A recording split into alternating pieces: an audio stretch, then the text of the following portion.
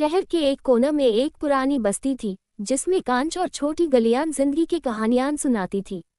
वहां रेहाना नाम की एक लड़की रहती थी।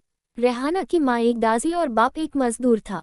उसका सपना था कि वो अपनी बस्ती से बाहर निकलकर कुछ बन सके, मगर उसका सपना सिर्फ एक सपना बन के रह गया, क्योंकि घर की तंगी और समाज के रिवाज उसके रास्ते की रुकावट बन गए। रेहाना एक समझदार और पढ़ने लिखने में होशियार थी, मगर उसकी जिंदगी एक छोटी सी दुकान पर काम करते हुए गुजर रही थी। एक दिन उसकी मुलाकात एक नई स्कूल की प्रिंसिपल शागुफ्ता मैडम से हुई। शागुफ्ता मैडम ने उसकी आंखों में एक अलग सी चमक देखी और कहा, रेहाना, अगर तुम्हारी जिंदगी में कुछ करने की चाह है तो तुम्हें कोई नहीं रोक सकता। शागुफ्ता मैडम ने उसका नाम एक फ्री नाइट स्कूल में लिखवा दिया। रेहाना दिन भर काम करती और रात को पढ़ाई करती। लोग हंसने लगे, कहते, तुम्हारे जैसे लोग सिर्फ बर्तन धोने के लिए बने हैं, बड़े सपने देखना छोड़ो। मगर रेहाना ने उनकी बात पर ध्यान नहीं दिया। एक दिन स्कूल में एक स्कॉलरशिप प्रोग्राम के लिए टेस्ट हुआ। रेहाना ने इस टेस्ट के लिए खूब मेहनत की।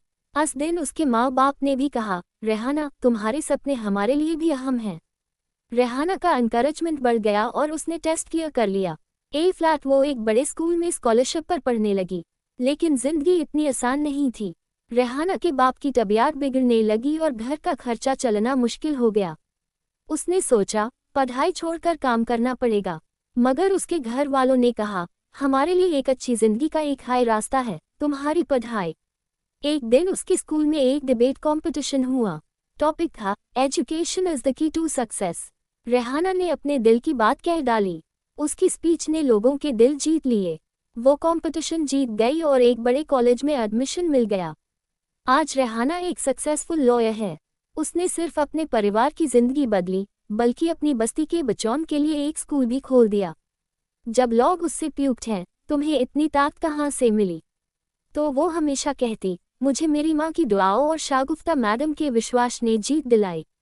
मॉरल, जिंदगी में मुश्किलें आएंगी, मगर अगर हौसला और सपोर्ट हो तो सपने जरूर पूरे होते हैं।